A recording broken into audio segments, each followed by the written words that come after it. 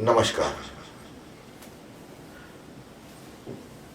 आत्म पूजा उपनिषद का पहला सूत्र, ओम तस्य निशिचिंतनम। जैसा कि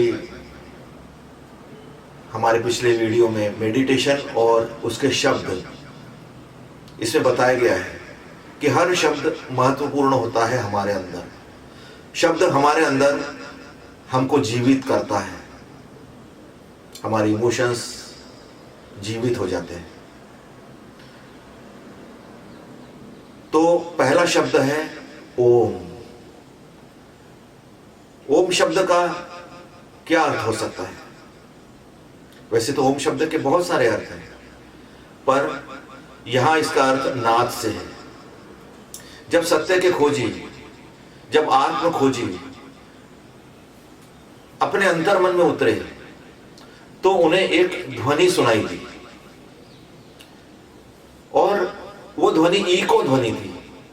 वो ध्वनि स्पष्ट ध्वनि नहीं थी, वो ईको ध्वनि थी। जैसे हम पहाड़ के ऊपर खड़े हो जाएं और कोई नाम ले, तो होता ये है कि हमारे शब्द जाते हैं, पहाड़ से टकराते हैं, और टकरा के वही आवाज नहीं आती।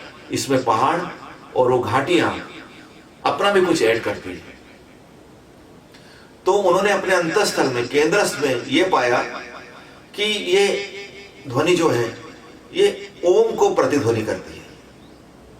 वैसे ही जब सूफी साधक या क्रिश्चियन साधक ने साधना के द्वारा ये पाया कि एक शब्द है, उन्होंने भी वही शब्द पाया, सिर्फ घाटियां अलग थी, तो थोड़े शब्दों में अंतर आ गया। किसी ने पाया आमीन, किसी ने पाया आमेन, पर पाया वही ओम।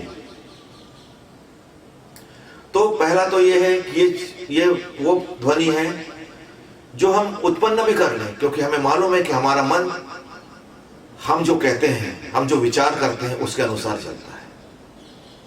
हम धारणा तो बनाते हैं ना। तो पहला है ओम। फिर ओम के बहुत सारे अर्थ उन्होंने लिखे हैं, लेकिन ओम का एक ही अर्थ है कि ये किसी के साथ में जुड़कर कोई अर्थ उत्पन्न नहीं करता। इसके साथ किसी भी अन्य शब्द को जोड़कर आप कोई अर्थ तैयार नहीं कर सकते। यह अपने आप में अलग और अनोखा अक्षर है, इसके बनावट भी अलग है, और इसीलिए इसके सामने रखा ये बताने के लिए कि ये उपनिषद मौन के लिए है, लेकिन शब्दों का उपयोग करना मजबूरी है। बिना शब्दों के हम क्या समझें? तो ओम यानी हमारा नाद, हमारी ध्वनि, तो ये हमें केंद्रस्थ करने में सहायता देती है। पतंजलि योग सूत्र में उन्होंने बताया, पतंजलि कहते हैं कि ओम जो है वो 9 मनोरोगों को ठीक करता है। हमारे मन का जो, हमारे अंदर मन है, मन विचलित होता है, तो मन विचलित होने के वो कहते हैं 9 कारण हैं। एक रोग है, कोई रोग आपको हो जाए तो आपका मन विचलित करता है। फिर आपके अंदर निर्जीवता हो सकती है, आपके अंदर संशय स्थान ले सकता है, आप प्रमाद में बह जा सकते हो, विषय शक्ति आपको घेर सकती है, आलस्य आपको प्रभावित कर सकता है, संकोच, संशय यह आपके अंदर परमानेंट घर बना सकता है, अस्थिरता, हर काम में अस्थिरता और असमर्थता की भावना आपके मन में आ सकती है, एक डर आ सकता है। और मनुष्य बहुत मामले में असमर्थ है। हम लोग कहां से आते हैं, हम कैसा हमारा जन्म होता है, कैसे हम इस जीवन को प्राप्त करके चले जाते हैं, असमर्थ है हम कई चीजों में, सांसारिक चीजों में भी कई चीजों में असमर्थ है।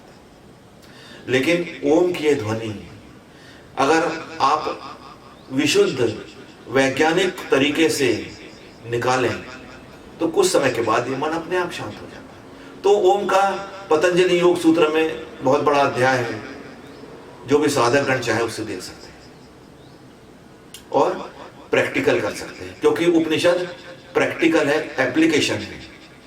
इसलिए इनके जो खोजी हैं वो उपनिषद सुनाते थे। इसलिए उपनिषद यानी गुरु के पास आप बैठे हो और प्रैक्टिस कर रहे हो, अभ्यास कर रहे हो। इसके लिए ये उपनिषद हमको बनाया गया है, इसलिए ये उपनिषद हमको बताया गया है।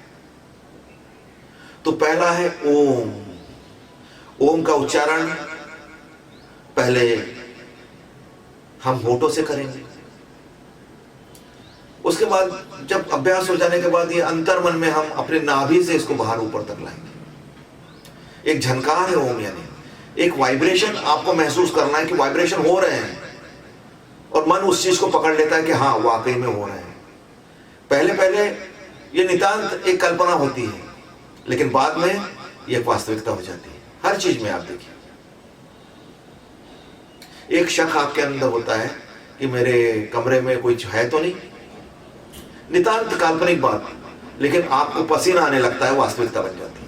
ये थोड़े से उदाहरण से मैंने आपको बताया। तो ओम, जब भी मेडिटेशन का पहला चरण ओम से ही होता है। हमारी सभी चीजें ओम से शुरू होती है, ओम, और अंत होता है ओम शांति शांति शांति, क्योंकि ये चाबी के रूप में काम करता है। जब आप अपने घर में प्रवेश करते हो तो पहली चीज होती है ताला खोलना, उसके लिए चाबी लगती है। जब आप घर से बाहर जाते हो तो घर को सुरक्षित रखने के लिए अंतिम चीज होती है, वो भी चाबी लगती है। ओम इस तरह से काम करता है।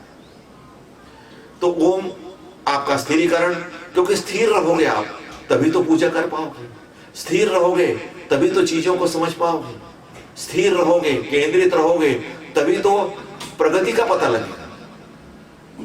तो इसलिए ओम जो है एक वैश्विक नाद है, ध्वनि है। अब ध्वनि को इलेक्ट्रिसिटी में और इलेक्ट्रिसिटी को ध्वनि में परावर्तित किया जा सकता है। E = mc², आइंस्टीन का प्रसिद्ध सूत्र है। ऊर्जा नष्ट नहीं होती, लेकिन उसका रूपांतरण किया जा सकता है और होते रहता है। उसी तारतम्य में ये ओम कहा गया है। ओम तस्य निशिचिंतनम्। तो आज ओम के बारे में इतना ही। ओम का अभ्यास कीजिए, और इस सूत्र को हम एक एक करके आगे ले जाएंगे, और इसका रहेगा उपनिषद में, आत्म पूजा उपनिषद में ओम का स्थान। वैसे बात पे आएंगे निशिचिंतनम, ओम तस्य निशिचिंतनम। इसका अगला जो एपिसोड होगा वो होगा आत्म पूजा उपनिषद में तस्य का अर्थ। आज इतना ही। नमस्कार।